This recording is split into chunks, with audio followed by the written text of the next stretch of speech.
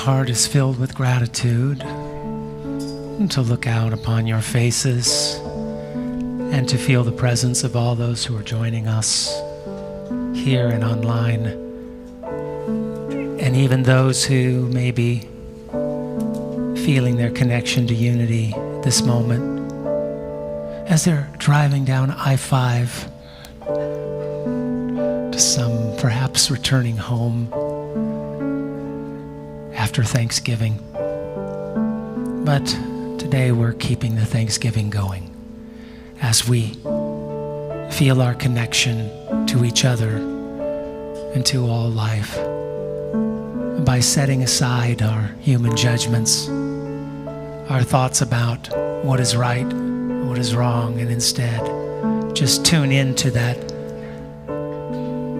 one field, that field of infinite being where all is one.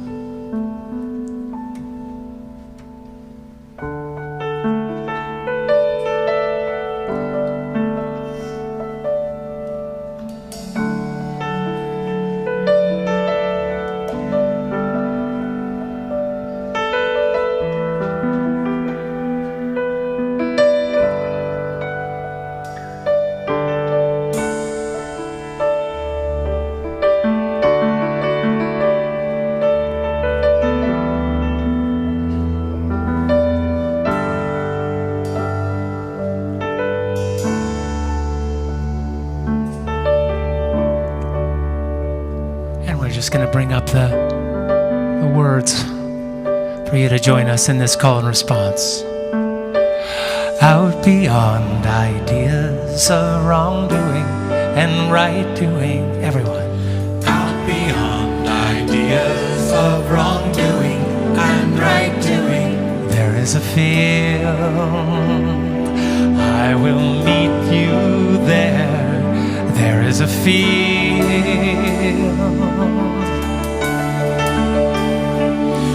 A field, I will meet you there.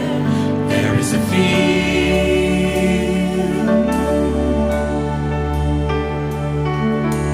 Out beyond ideas of wrongdoing and right doing. Out beyond ideas of wrongdoing and right doing, there is a field. I will meet you there. There is a field.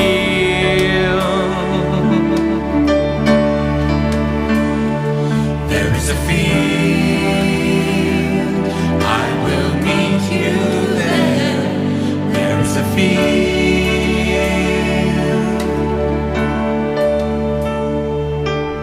When the soul lies down in that grass, the world is too full to talk about. Too full. When the soul lies down in that grass, the world is too full to talk about. Too full. When the soul lies down in that grass, the world is too full to talk about. Too full. Out beyond ideas of wrongdoing and right doing. Out beyond ideas of wrongdoing and right doing, there is a field. I will meet you there. There is a field. There is a field.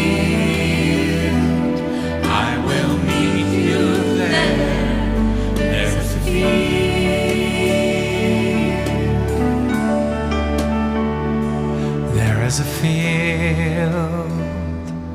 I will meet you there.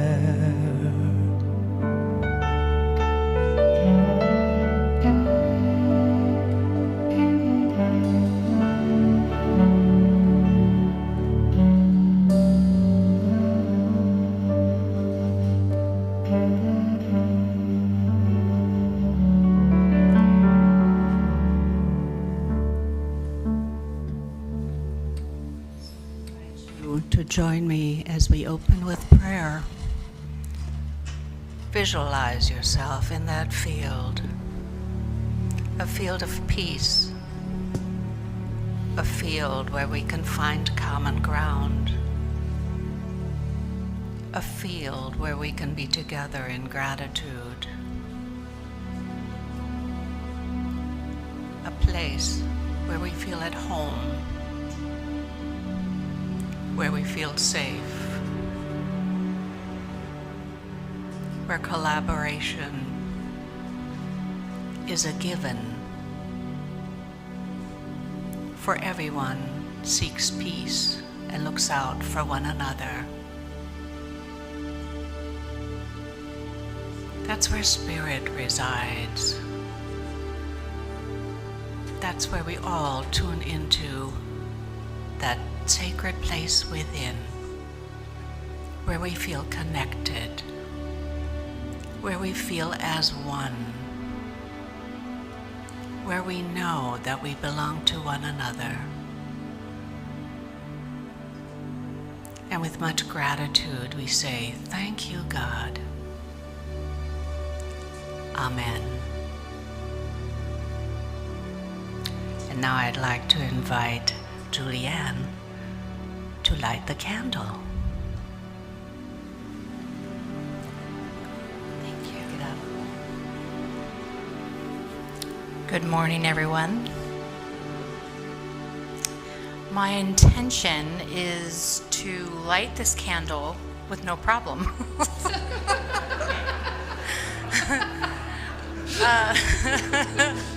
So everybody pause. The word I have been really coming up in my life has been patience. So that is the word that I'm lighting for. Thank you. Thank you, Julianne.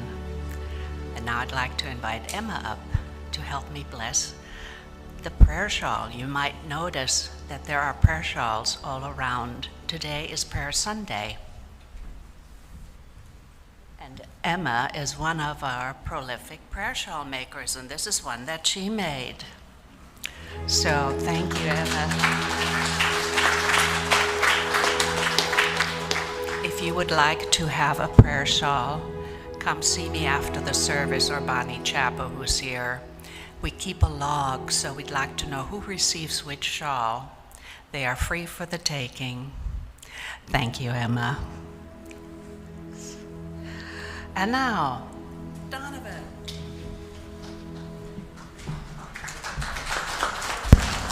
Oh, stop.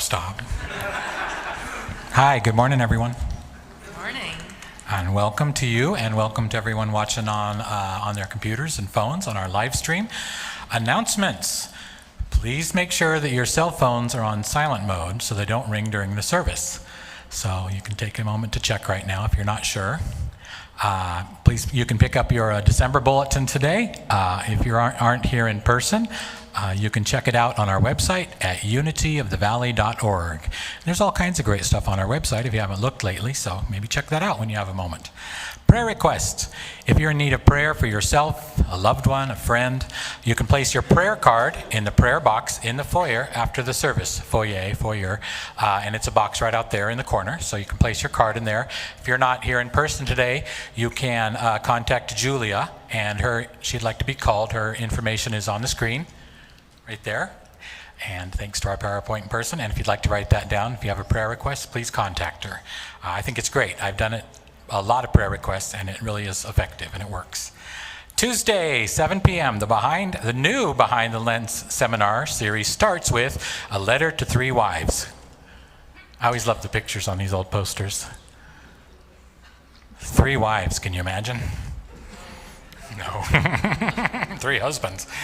That'll be the movie will be followed by a Q&A session with Tom Blank. $30 for the whole series, or if you just want to pick and choose and go to one or two, they're $5 each. Next Sunday, celebrate Christmas every day. children aged 4 and up are invited to this special family service. Our youth will join us in sharing Christmas music and a play with puppets. Oh, that sounds fun. There'll be no youth classes, but nursery care for infants to age 4 is available. So that's next Sunday. Come check that out. First Sunday potluck after the service. This is next Sunday. Bring a main dish or salad and invite your friends and family. Unity will provide coffee, tea, and dessert. So I love the potlucks. And I'm eating a little less lately, but still in the potluck days, I kind of like to pig out. So come and enjoy the youth day and some good food. Alrighty, Wednesday, I'm looking forward to this too, December 13th, Christmas sing-along in the sanctuary at 7 p.m. And that's a lot of fun. We do some traditional Christmas carols and just kind of have fun and sing along, and I'm sure there'll be snacks. There's usually snacks. All right, and now, this is written in, and now we have special announcements from Serenay and then John West.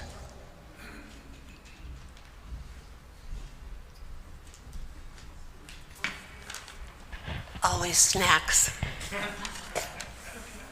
Well, good morning, friends. John and I wanted to remind you that this is the time of year we announce the wonderful opportunities for service as a trustee in the Unity Board of Trustees. Our nominating committee this year consists of Justice, Bev, looking for you, Bev, yes, John, and myself. Can you stand up, Justice, Bev? Let's see, I don't see, there you are.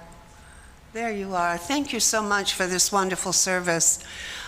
These are the folks that bring the information together, help with the interviews, and we are very grateful for their service. Serving as a trustee offers a unique opportunity to help and direct and manage our beautiful spiritual community.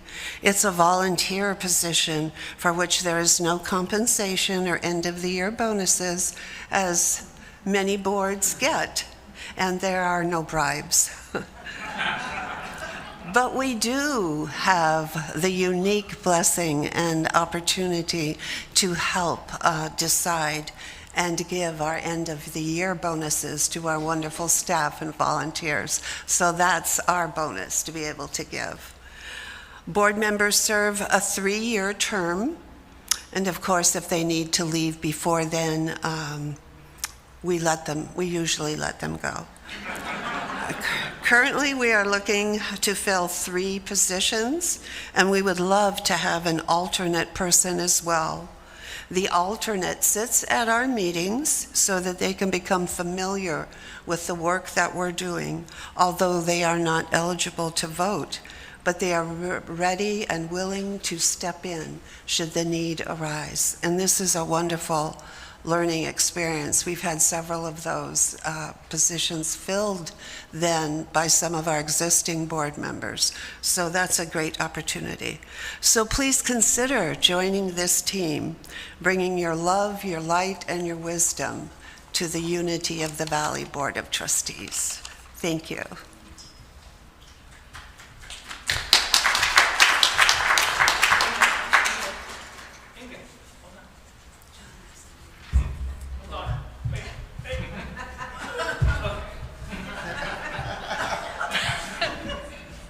They wanted me to put on the entire elf outfit, which I tried on the ears and they do not fit. So anyway, this is what I'm going to stick with. All right, so our next slide is about our upcoming, it's not really a fundraiser, we call it Stuff It With Love.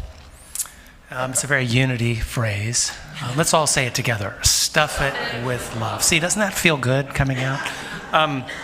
So the idea of Stuff It With Love is that, and we did this one other time, which is that we are inviting people to join our Simple Giving program. And every time somebody joins the Simple Giving program, then we will hang a stocking in the fellowship hall so you can see how it grows. Or if you are already a simple giver, if you can increase it, then either whether you join or you increase it, then you will enter a raffle for a $250 Market of Choice gift card. And the point of Simple Giving is that you sign up so that there's an automatic donation, and that means if you're traveling or you aren't able to come in on a Sunday, there still is regular giving coming in to support this community. Now, what happened during the pandemic was that many Unity churches closed down forever. And the one main reason why this community sailed through the pandemic when we held no Sunday services for, I don't know, a year and a half, was because nearly everyone who was on our Simple Giving program continued, either willingly or because they forgot. But one way or I kind of think they knew exactly what they were doing, and continued to support this community. So we were able to continue to pay staff and keep paying all the bills that we needed to pay. So I thank everyone who supported us in any way throughout the pandemic. And it's not just for when pandemics arise, it's because it's always a little tricky when you are trying to pay your bills and it's always up or down and you don't know what your income is. Simple Giving means we have this large supply of steady support, which is very important. And of course, because of inflation, when you can increase it by any amount, that helps. So we invite you once again to stuff it with love. And there are probably, if there aren't yet, there's going to be little forms that you can fill out to either sign up or increase. And it doesn't matter how much. You could contribute $2 a month, but every amount that we get in that is a steady amount of income helps us know what we can pay each month and know what's coming in. So thank you so much. And I will possibly see if I can find somebody who can wear that elf outfit next week. John, yes. Question in the back. Yes. Gary. You didn't announce the decoration thing. Oh, well, good job. So today is the day after the service. What time do we start, Gary? I missed it, sorry. We're going to start right It's after, Donovan's fault. Donovan's fault. Anyway, what time? right after the service. And there's pizza at 12:30. But so there's time if you want to go get a little food and then go back and then break. Okay, so I will tell you if you didn't hear that. Right after the service, there's time to get a little food, but then the main emphasis is going to be back here eating pizza after we decorate, right? Pizza's going to come in, and we're going to decorate the tree and put decorations all around. And you are waiting to do something else, so I will go this way. Elf, huh? Right. If any of you are here with us for the very first time today, I hope you received a welcome packet. If not, the ushers would be happy to give you one if you want to raise your hand or after the service. In the fellowship hall is a table with a sunflower tablecloth. If you are new with us or just returning after a long hiatus and you would like to sit with us to chat about unity, you are welcome to join us at that table. Oh, and by the way, forgot to mention, if you like to knit or crochet and would like to join our circle of knitters, crocheters, you are welcome. There's room for more to create lots of prayer shawls. Thank you. Thank you, Inga. It's time for our sing-along if you'd like to rise and stretch. We've had some illnesses and accidents befall a few of our music team. Our violinist cut his hand, but he's going to be okay. But if we could send some love and prayers to Christopher, and also Lynn Seligman was unable to be here today. He's come down with a bug. And we've made some changes, so if you'll notice your program is different than what we're doing, but this is a very versatile music team that I'm grateful for. And we're going to sing All Good, All Good. We are learning that patience that Julie was praying about there. All good, holy, holy.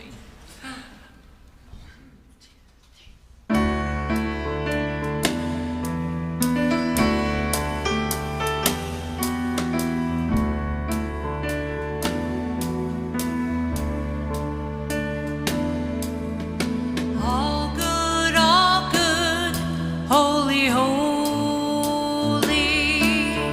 all good, holy, holy.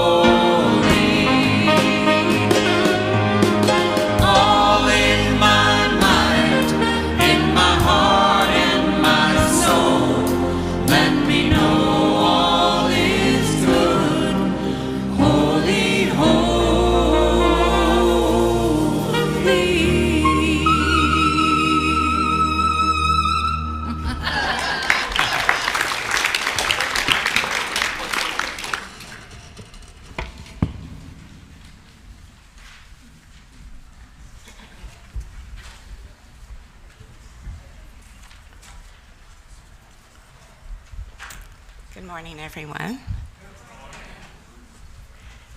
It is my pleasure to help us enter into another holy moment, and I've chosen to read Psalm 132 today. It's a different interpretation of one that you might have heard before. So let's just take a few moments to enter into the silence, and we invite the bowl to help you go to that place within that is sacred and holy.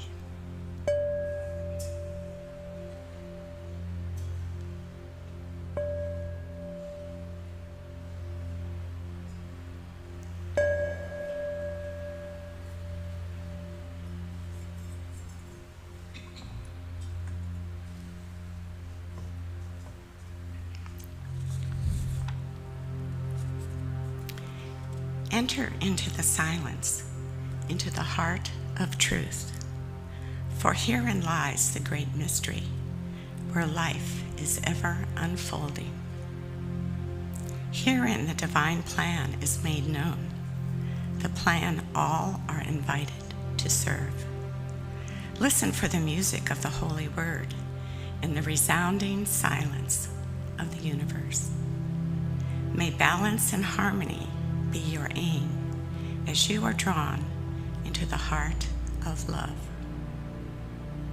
Those who follow the way of love with calm and faith-filled intent know that all is working toward healing and wholeness.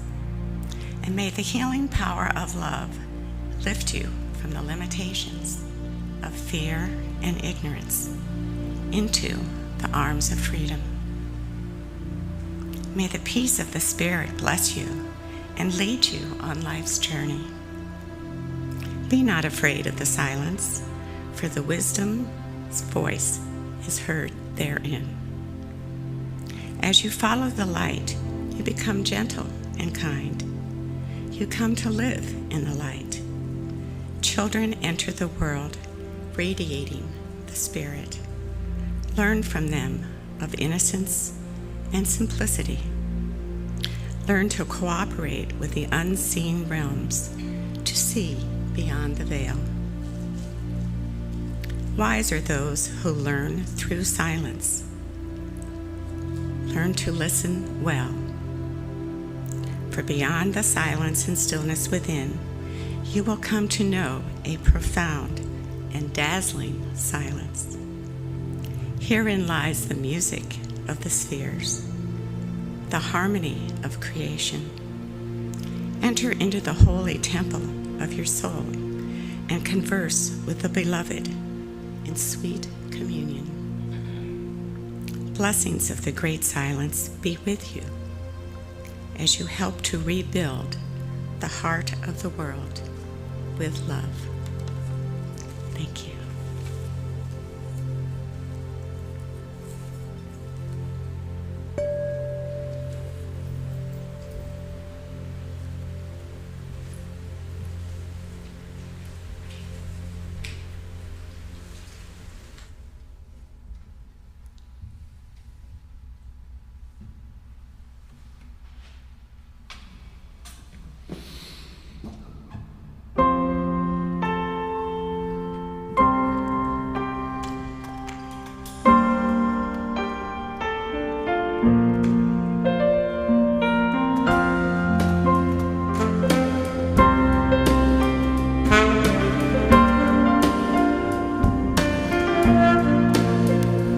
Let it go, let it roll right off your shoulder. Don't you know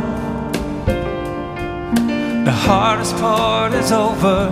Let it in, let your clarity define you in the end. We will only just remember how it feels. Our lives are made from these small hours, these little wonders, these twists and turns of fate. Time falls away, but these small hours, these little wonders still remain.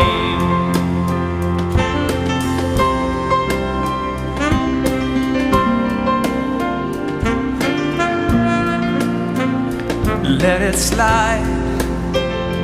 Let your troubles fall behind you, let it shine, till you feel it all around you. And I don't mind if it's me you need to turn to, we'll get by. It's the heart that really matters in the end. Our lives are made in these small hours, these little wonders, these twists and turns of fate. Time falls away, but these small hours still remain. All of my regret will wash away somehow, but I cannot forget the way I feel right now.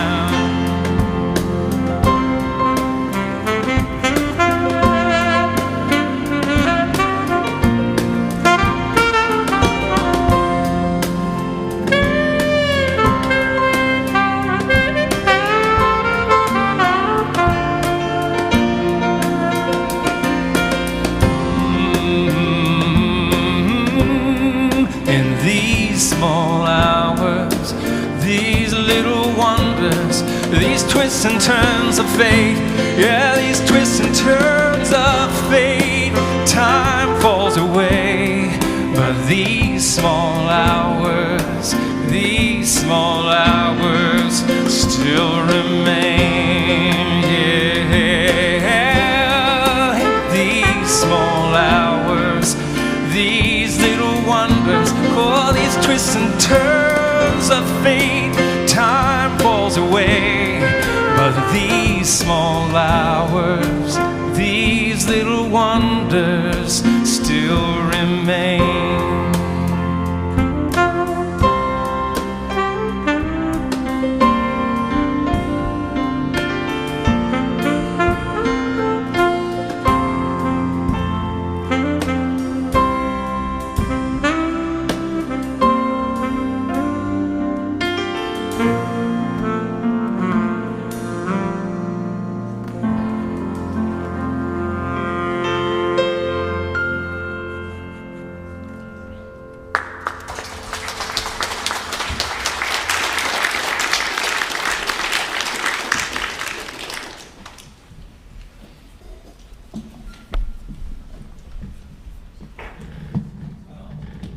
I'm delighted to introduce our guest speaker today.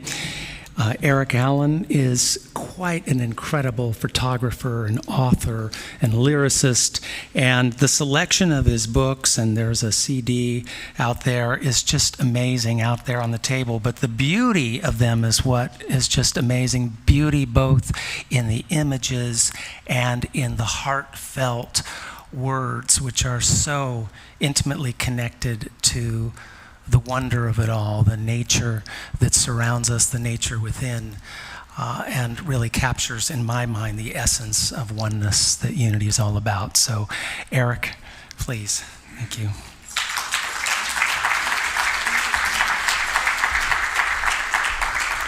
Thank you, John.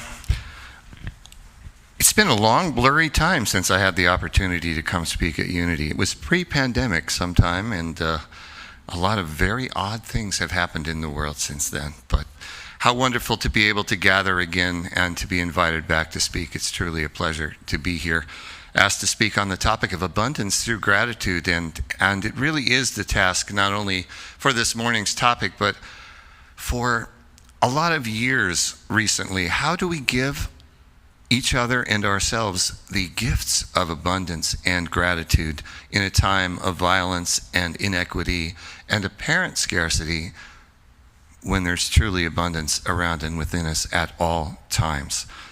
And one of the things that I've learned in those moments is to see gratitude as a practice, to see that it is not something that is simply a feeling in response to positive circumstances, but something that is available to us as an action independent of circumstances, sort of a task that we get up to do each day, regardless of whether we feel in a space of gratitude or not. That work is always there to be done.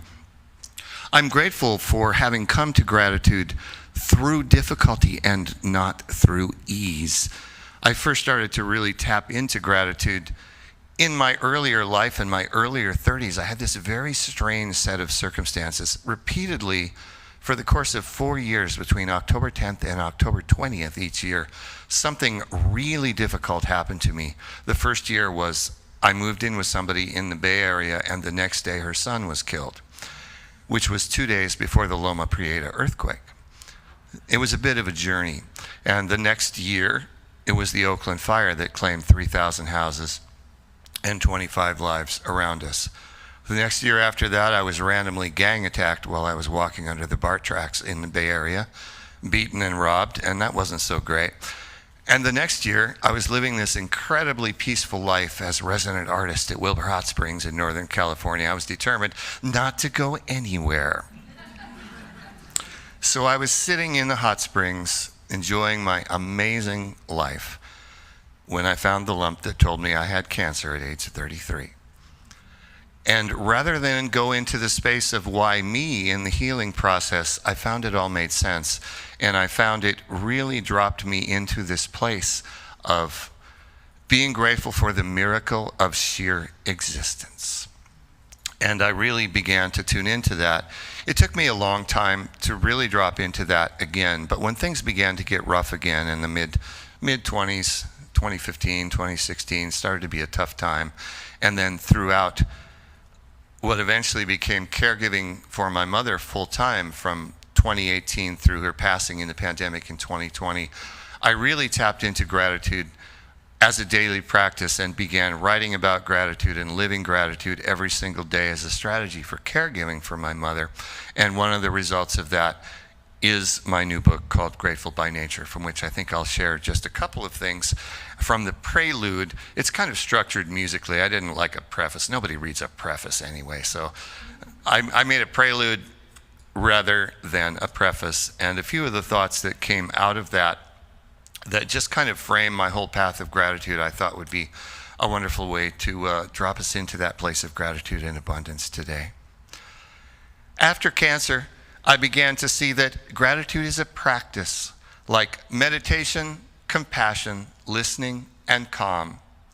It's a practice as constant and enveloping as air, to be absorbed and exhaled with every breath. I also learned to see gratitude as an art form, as much as watercolor, poetry, or chamber music. I sensed it as an art of communication, as vital as telling truth to a lover.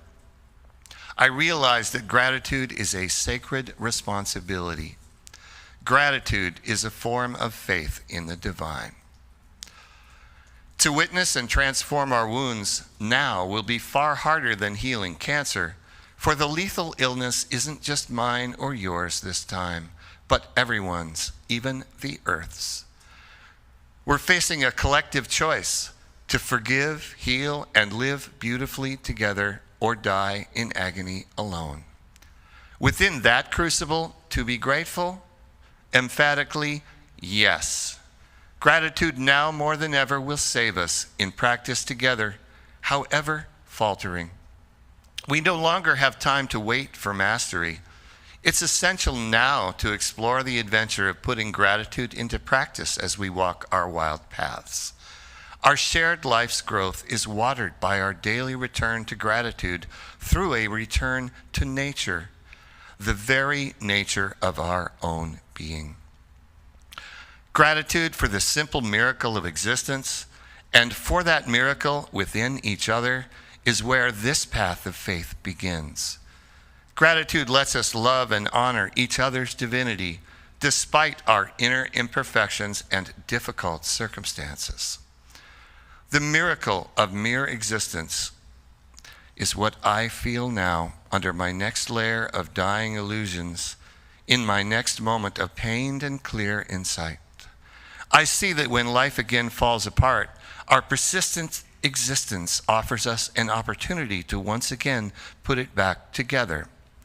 We can't afford to fail in this adventure of grateful creation and love, and we won't.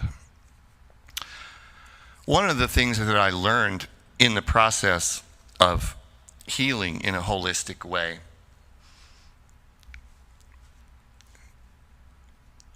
is that many of the things I thought I needed to learn, that we all think we need to learn, are actually more of a remembrance.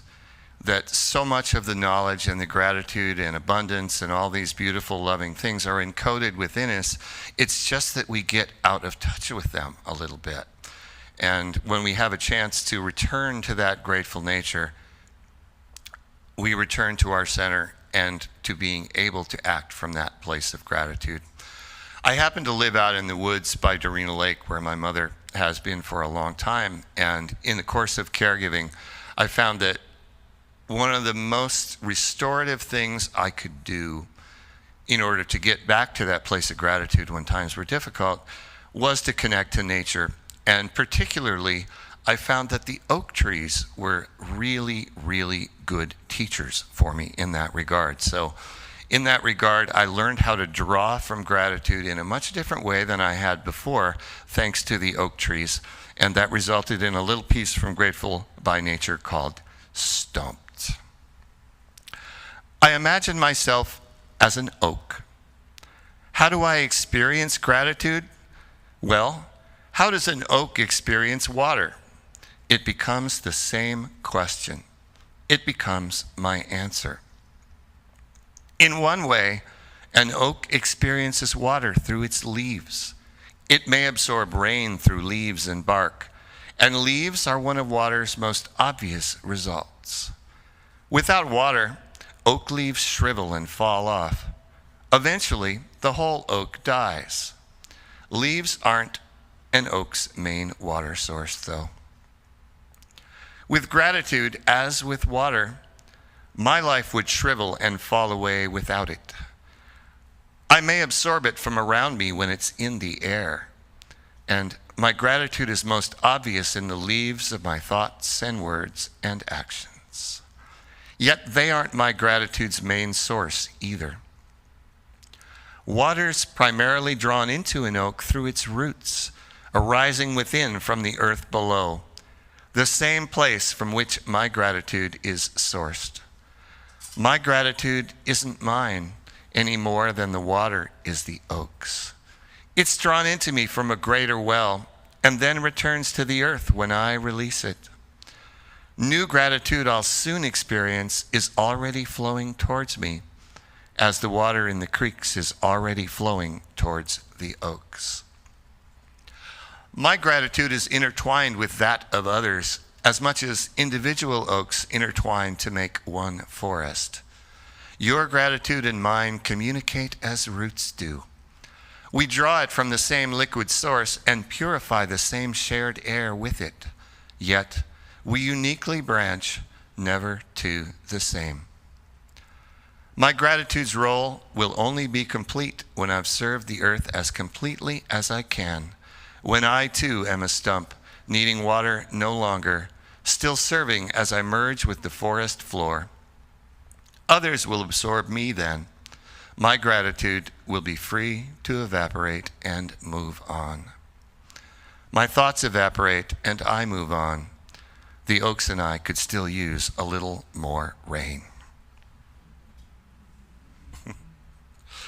As I mentioned, I wrote this book while caregiving for my mother. And my mother was this really remarkable woman who was an aviator, an artist, a land conservationist, a house builder once. And generally one of the kindest people that you will ever find in your life. And I had that incredible opportunity of caring for her. This is a picture of my mother in 1977 after she decided to give up her career as a flight instructor to come to live in the woods at Dorena Lake and be part of the attempt to build alternative environmental community at Cerro Gordo in the woods. She'd never built a house before, but she and another couple built this log house duplex that I now live in 3 years after her passing. And in the course of writing this book, doing the caregiving, and living in that remarkable house, I started to draw the connection between caregiving and carpentry and gratitude. And if there's anything that I could distill this entire book down to in one line to summarize its essence, is that being grateful is like being a carpenter. The skills are only realized when you use them to build shelter for others.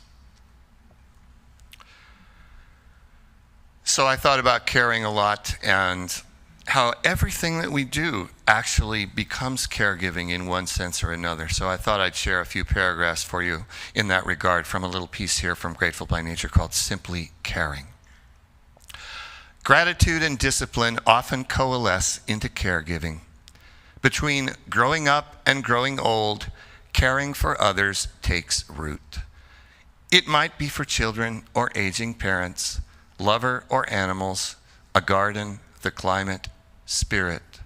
Life demands and deserves our care in infinitely individual forms, but our need to care, to truly love, is as inherent as our need to breathe.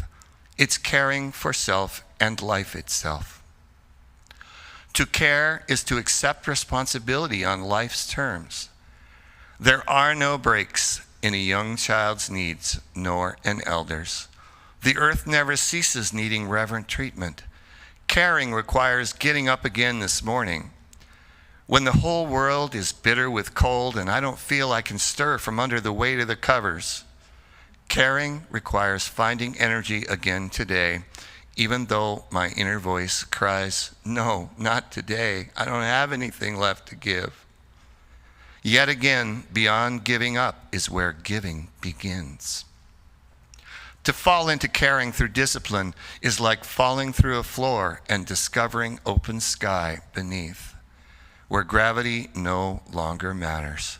It's a place of profound beauty and lightness. That reaching lightness requires heavy work isn't a mystery to me now. Caring is another discipline where we attain skill by taking this one simple small action, then that one, then this one, again and again and again. Caring is another graceful manifestation of swarm intelligence, rising through a flock of my own simple actions merged with yours. Caring is a shared effort, especially when the mother we care for is the earth beneath our feet. Caring blends with gratitude. My caring blends with yours. Neither of us needs to care alone. Still, caring can be tough work even then. Mine requires me to put down my pen now to meet the next demand. I feel too heavily exhausted to do it. Yet I'm more grateful for the lightness of exhaustion's results than I can ever describe.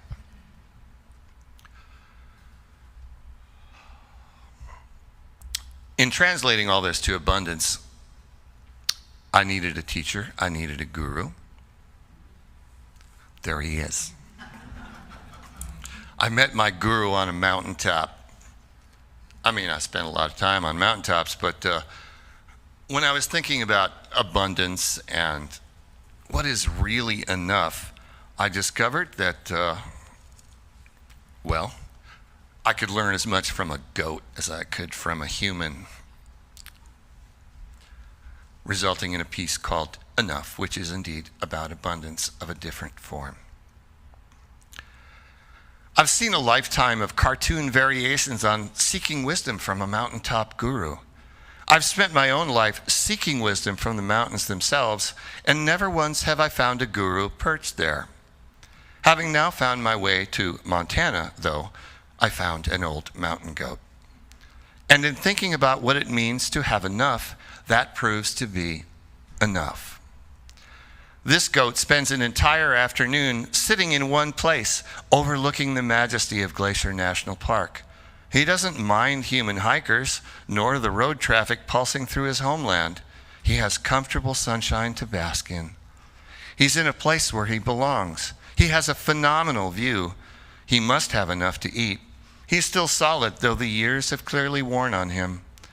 He doesn't seem to need what most humans chase in our often fruitless pursuit of what we believe to be happiness. When I was young and broke and yet feeling no lack, I realized my sense of having enough was only minimally connected to my income. To be rich is to have more than you need. So there are two ways to be rich: to have quite a bit or to need very little. Needing less is more easily accomplished and less stressful. Ask the goat. Money's too narrow and abstract as a measure of having enough anyway. Enough means enough shelter, food, and health. It means pure air and space to breathe it. Enough time to think, feel, wonder, to experience true stillness. Enough is enough time in the beauty of the world. Enough understanding, compassion, and love. I can find enough's measure in a mountain goat as easily as in a measuring cup on a windowsill. Simple purpose is enough purpose too. Enough is everywhere. Enough is enough gratitude for the highs and lows of this imperfect life. Enough said. In trying to truly live the path of gratitude on a daily basis, the hardest part for me, and I think for everybody, is to still live that path when it's not the easy things that come along, when it's the extremely difficult and painful things, and to learn as a task to turn our wounds into gifts and appreciate whatever's given, no matter what it is that's given, and keep on saying thank you, and not just saying thank you, but doing thank you in a way that serves others each and every day. So to close this morning, I thought I would just share a few thoughts from appreciating whatever's given. I feel I owe it to the earth to pause to appreciate the beauty of each passing season, however difficult that season has been. It's my responsibility as well as my pleasure to acknowledge the profound gift of being here. That responsibility informs all the others that have stayed as a daily foundation beneath this season's pauses and purpose.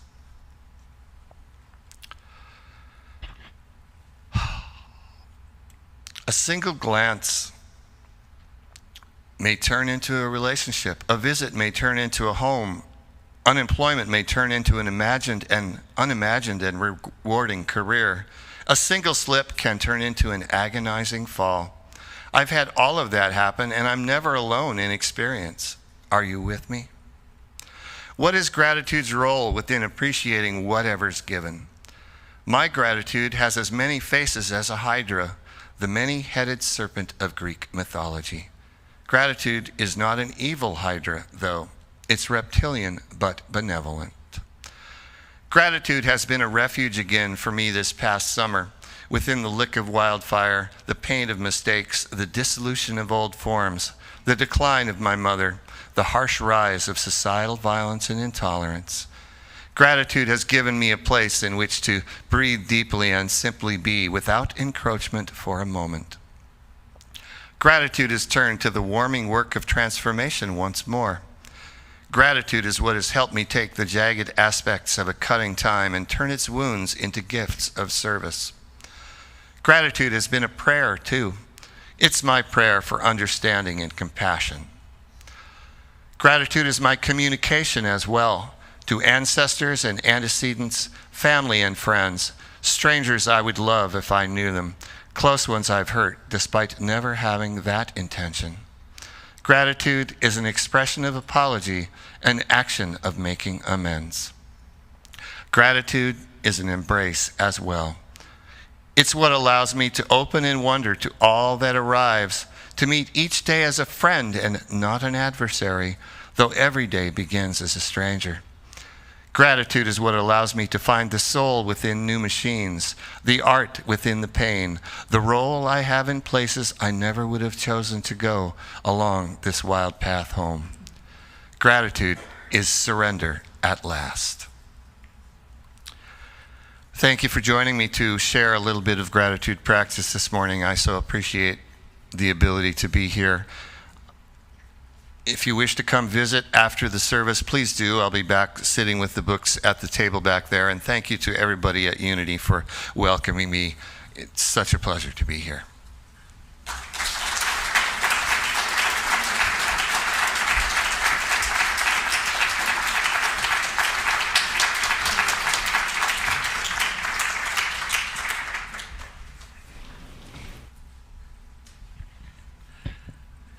Thank you so much, Eric. The pleasure, the beauty, the wisdom, the healing was all ours, and we are so grateful. This is the time in our service where we gather our offerings, when we bless them, when we think of the abundance and the beauty in our lives, and we send gratitude out into the world for all those who are in need. I also wanted to add to what John was telling us this morning about the Simple Giving program, that when you join this program, you receive these wonderful little cards, which you can put in the offering basket every time, every Sunday. Thank you all for your sharing and giving, which makes this community prosper. Please join me as we speak our offering affirmation. Divine love through me blesses and multiplies all that I have, all that I give, and all that I receive. I give in love, and I trust God.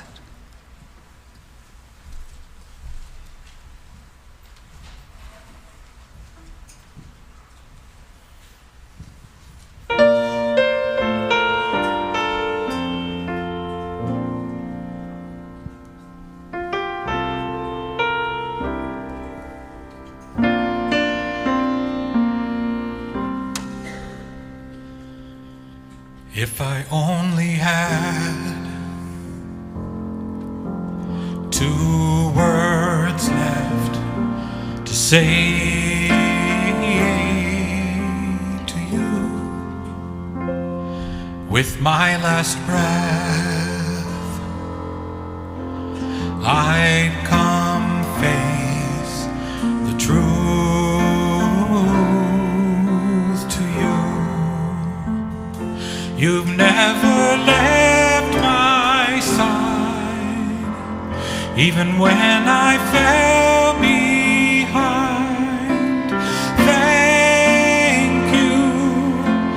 Thank you for the life you've given me. Thank you for sharing all your love and your dreams. Thank you for every tear of happiness you've cried. Thank you for being here beside me tonight.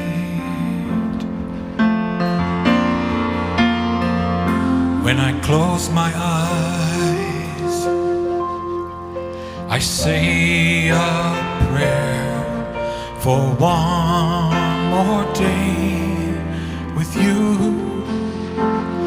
And when I wake, I embrace the one who pulls me through the storm.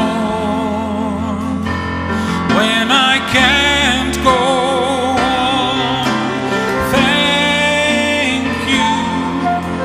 thank you for the life you've given me. Thank you for sharing all your love and your dreams. Thank you for every tear of happiness I've cried. Thank you for being here beside me tonight.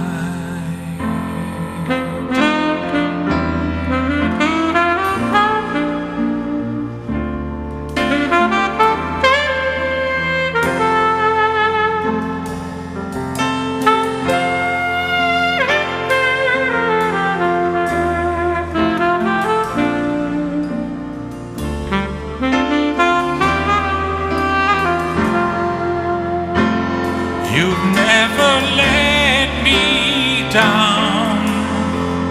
It's like you don't know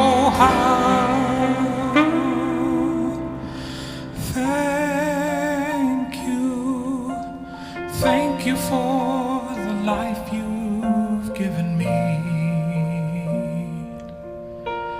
Thank you for sharing all your love and your dreams. Thank you. Thank you.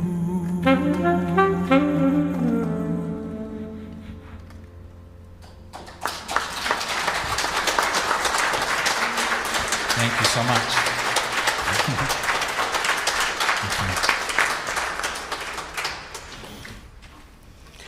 Thank you.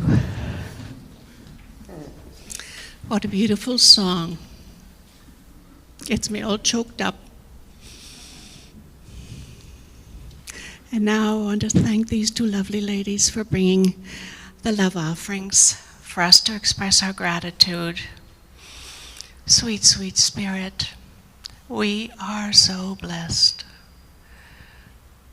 We are here to express our gratitude to one another, our gratitude for life, for gratitude for all the blessings we have received this morning.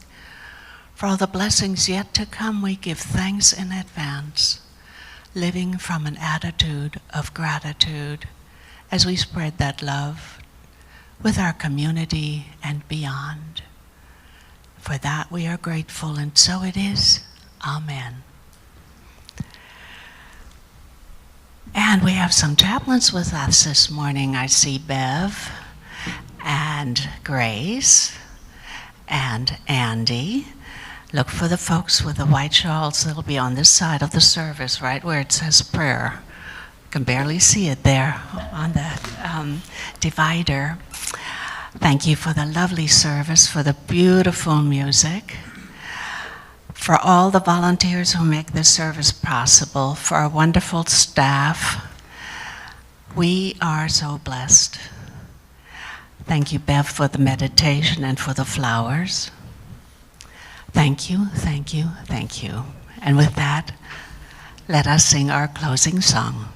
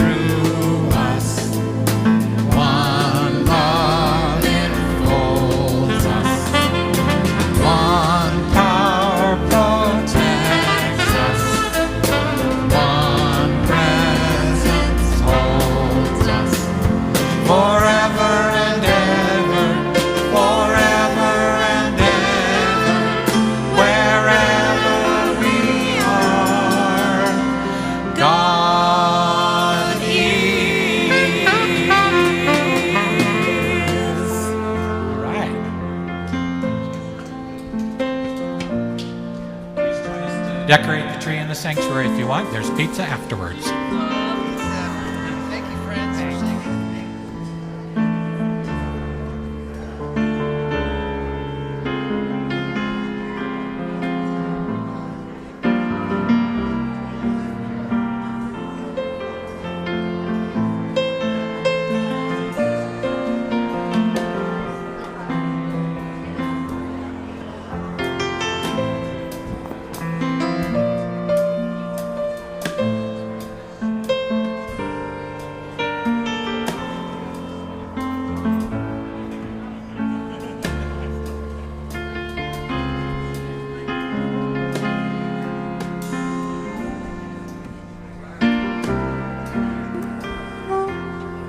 Bye.